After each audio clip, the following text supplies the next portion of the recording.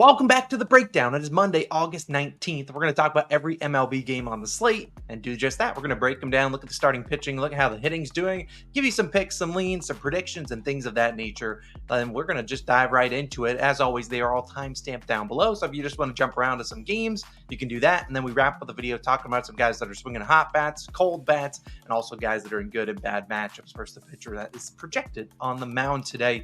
I'm going to jump into things. Do me a favor, hit that subscribe button, drop a like. If you've been enjoying the breakdown, we do them every Monday through Friday. Today's a shorter slate than normal. Tomorrow we'll have a full slate. Diving into the first game, the Diamondbacks taking on the Marlins. Now, Marlins avoided the sweep, I believe, yesterday against the Mets. The D-backs could not avoid the sweep. They had their chances. They came back against the Rays.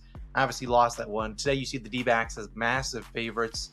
They got Brandon Pfaadt on the mound. Hard to really put a prediction here because there is no projected pitcher for the Marlins right now. So I'm not going to say I really know where I would lean. Assuming just based on the D-backs being huge favorites, I lean towards them. But again, I don't know if it's a righty or a lefty. The D-backs bats have been pretty cold. Maybe they were just cold in Tampa Bay and now going down to Miami. Maybe they start to heat up. I mean, the D-backs have been one of the best teams in baseball all season long. They got one of the better records out there. They just got swept, though, by a very lowly Rays offense.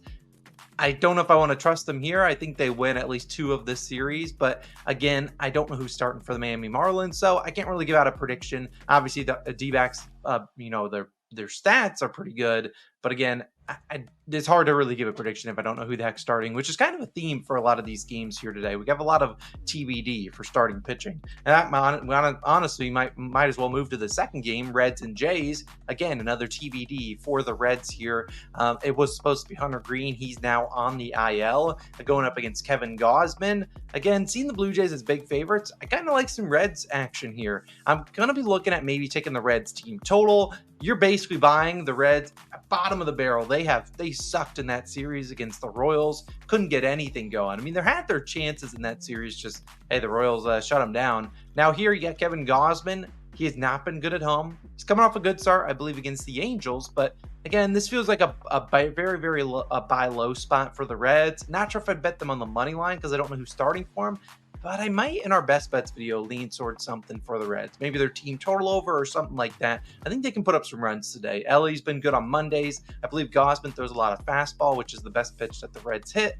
I think I'm going to be leaning some Reds action today. Maybe a first five, maybe just a full game team total, something like that. The Blue Jays bullpen has been better recently, but still a lot of guys in there that I honestly don't trust. I think they were able to lower that in series like the Angels, a team that's really struggling to swing the bats. I really do think the Reds put up some runs today. Call me crazy. They have a couple guys with good splits against Gausman. I mean, like I said, you're buying them at the bottom of the barrel. They have not done anything the last few days. Maybe they're sitting on some runs. They had some chances in that Royals series, just never got anything to go. What can you do there? It's their fault, but, what can you do? Next game, we have Orioles and Mets. So you have a battle of the lefties. Trevor Rogers, who's obviously seen the Mets a ton as a member of the Marlins. He's been all right, if that's what you want to call him, for the O's, taking on David Peterson. Now, I've tried to fade David Peterson plenty of times this year. He always cooks me. He is one of the luckiest pitchers in baseball in terms of ERA versus expected ERA, and the main reason is he's stranding so many base runners. Now, props to him, he's been able to strand them. He's stranding like 81% of base runners, which is obviously probably unsustainable, so eventually some regression is going to come. Does it come today, though? Because obviously the Mets are favored here against an Orioles team that clearly has a better record and whatnot. O's have been a little bit better against lefties last 2 weeks in the Mets, but both teams have been pretty good. Both bullpens haven't been great recently, especially the O's. Again, I think we're going to have a parlay of the day leg in here where I ask both teams to score one in the first five.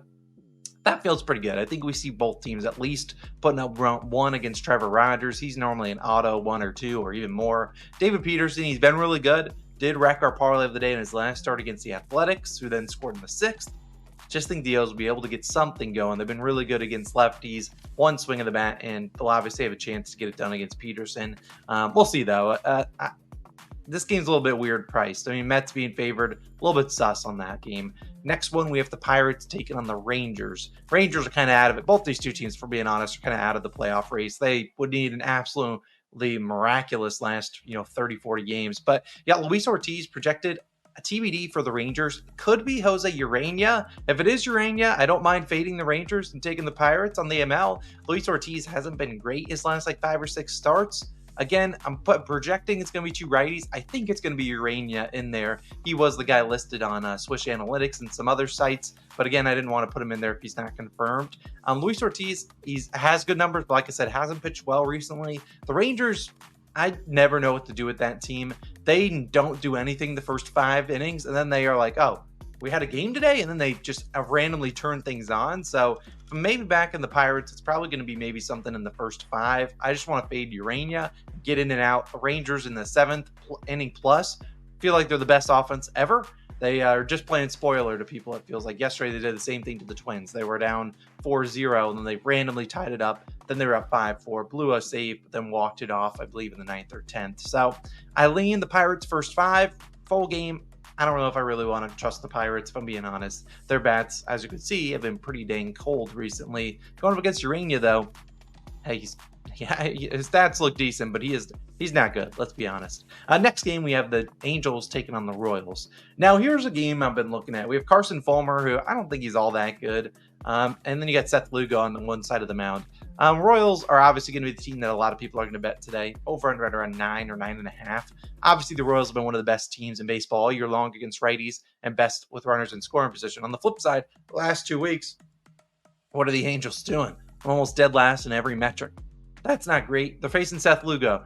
I want to back the Royals today, if I'm being honest. I want to back them, but I know the moment I back the Royals, Seth Lugo's going to suck. And you could say, hey, the Angels are sitting on runs. We just talked about the Rays in that series against the D-backs. They were basically 30th in every metric too, and they randomly started swinging the bats hot. People tend to go to Kansas City and start putting up some runs. Maybe the Angels score some runs, say maybe this game goes over. Look, Seth Lugo, he's been so good this year, but I think the wheels are going to fall off eventually. I mean, the amount of innings he's been pitching, eventually that arm's going to get tired. And the Angels, well, they don't have, the most household names. They do have some guys in there that can do some damage. So I still lean the Royals, though. Maybe a first 5 team total, full game team total at 4.5, a tad too juice. But I do think there's runs in this game. I think the Angels can put up some runs, and I think the Royals are an offense that you got to trust at home. They've been really good. So I lean kind of the over here. I'm not sure it's my most confident play. Maybe a first 5 team total. Seth Lugo, I would take the Royals first 5 run line. Man, Seth Lugo's going to troll me the moment I do that. Plus, it's like minus 140. Not sure I want to lay that juice. Next game, we have Tanner Houck versus Yusei Kikuchi. Now, I looked at some props here. Kikuchi's like a 4.5 hits allowed at plus. It was plus 120 last night. That's a little suspect. The Red Sox have not been great against lefties recently. I am pissed at the Red Sox. I took an over in their game yesterday versus the O's. They went 1 for 14 with runners in scoring position. So that 9th with batting average with runners in scoring position, kind of aggravating me because that went way down after yesterday. Thanks for that. I do lean the Astros here. They are favored minus 130. Tanner Houck, a couple of the guys don't have great splits against him. Honestly, this comes down to, I feel like the offenses are pretty equivalent. I mean, obviously, you look at the paper on paper, Houston's much better against righties than Boston is against lefties. But I still respect the Red Sox, and they're going to score runs today because they trolled me yesterday. I still do lean the Astros, though. Kikuchi's not my favorite guy to trust, but their bullpen is leaps and bounds much better than the Red Sox. And that's kind of where I think the difference comes. I think this game could be close. Maybe the Red Sox even lead through 5, but that bullpen is not to be trusted. And the Astros didn't really have a big high-scoring game against the White Sox in that series, so I think maybe they're able to get things going today against the Red Sox and Tanner Houck, who's been all right recently. But again, that bullpen, they're going to need length out of Houck because they do not want that bullpen coming in late. But again, I do think that the Astros win that game at minus 130. Not terribly juiced. Next one, we have Twins and Padres. You have Zebby Matthews making his second career start. His first one was solid. I think 5 innings pitched, 2, maybe 300 runs. I forget exactly what the number was. I think 2. And I think he had 5 Ks. He was known for being a strikeout guy. Only, I think, 5 Ks. Going against Michael King, who's been one of the best pitchers in baseball over the last 2 months. 7.5 total. Padres reasonably favored minus 160. Twins are going to play spoiler once or twice in this series. Padres are coming off that Coors Field series, so it's always interesting to see how teams adjust. Obviously playing in Coors, now coming back home. I don't fade the Padres though at home. They know how to get those timely hits at home, and I would probably back them here if they weren't minus 160. Zebby Matthews, I don't know if I could honestly see the Padres winning this one pretty convincingly. Matthews, if he's a guy that relies on that swing and miss stuff, Padres not a team that really strike out a ton. And then the Twins bats, you just never know what you're getting from them, but Michael King's been as good as it gets. So I don't mind maybe backing Michael King in some capacity, or maybe the Padres team total or something like that. I got to look more into those lines, but I do like the Padres today. I think they win and win pretty easily. Maybe a -1.5 or some +135 value. Maybe. Might not be the worst thing I've ever bet on. Next game, you have the Rays taking on the Athletics. This is a clear game. The Rays lose. That's just what they do. They look so good for a few games. Now they face the guy with a 7.5 ERA. That's what they do. So I'm not betting the Rays. I would not throw them in a parlay. Joe Boyle sucks. Taj Bradley, it looks so easy to back the Rays today. Taj Bradley is not a guy to be trusted right now. He has been really bad. And the A's didn't really get anything going against the Giants in that series. Heck, they faced Blake Snell. He's been dominant. Faced some other solid pitchers in there. I think the A's win this game. +115. I want to fade the Rays. Coming off a series, they couldn't do anything wrong on offense. Today, I would want to fade them. And a guy like Boyle is exactly the guy that would shut them out for whatever reason. That's just what the Rays do. They do put up runs against Zach Gallen and Merrill Kelly. You go up against a guy with a 7.39 ERA. No, they're not scoring. That's just how it be. That's Rays baseball. Being so close to the Trop, you know how they play. This feels like a game that they stink. Plus, Yandy Diaz might miss this game. He leave their last game yesterday early with, I think he got hit with a pitch. I don't know where it was, probably on his hand or something like that. And then we only have 2 more games left on the slate. We have the Sox taking on the Giants. The White Sox have Jonathan Cannon, a guy that I somewhat respect. He's decent. Going up against Kyle Harrison. Kyle Harrison's not a guy I think is great. But again, it's the White Sox against lefties. The White Sox have done damage to righties recently. Lefties, not a lot of damage in there. A 24 WRC plus versus lefties the last 2 weeks. That's not great. On the flip side, the Giants have not been good against right-handed pitching either. I was looking at maybe Jonathan Cannon under 2.5 earned runs. That is plus money. Giants bats, could they heat up today? Probably, but not. Do you want to lay -235 on Giants ML? That's probably the last team in the world I want to bet a juiced favorite. I do like the White Sox to put up a little bit of runs today. This one's kind of nasty. We're this late in the season betting on some White Sox games. These are 2 teams that got nowhere to go. The Giants pretending, at least they pretended a few weeks ago, they got no chance of making the playoffs now. Their bats just can't do anything that isn't a lefty.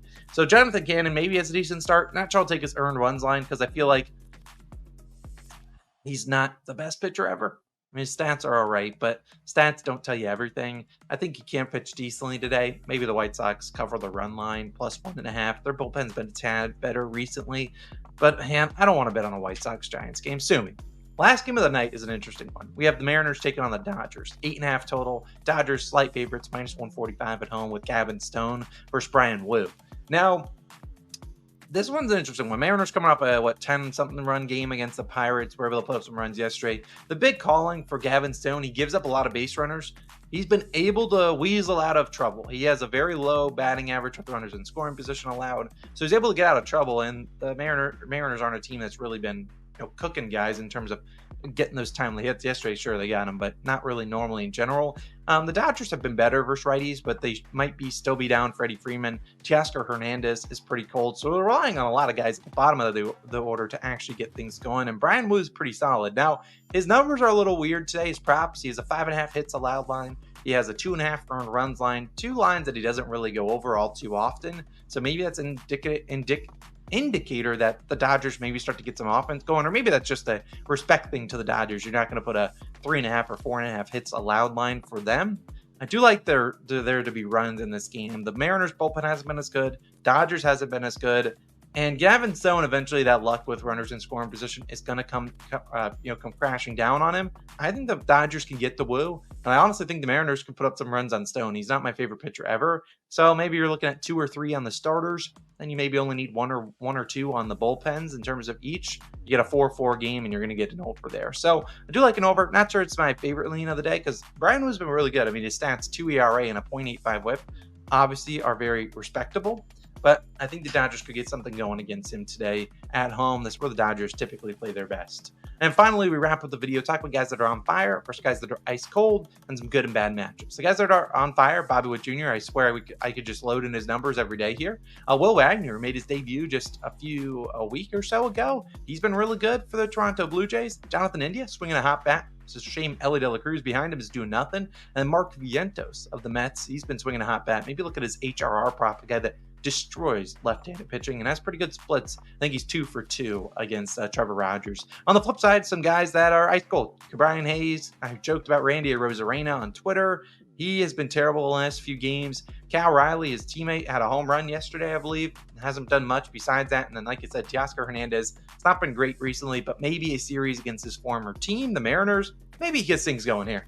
Wouldn't shock anyone if he just randomly spawns in and starts swinging a hot bat. I mean, Teoscar's been really good this year, just going through a little bit of a slump. And then finally, we wrap up with some good and bad matchups. I talked about a couple Reds have good splits against Gausman. That would be Ty France and Heimer Candelario.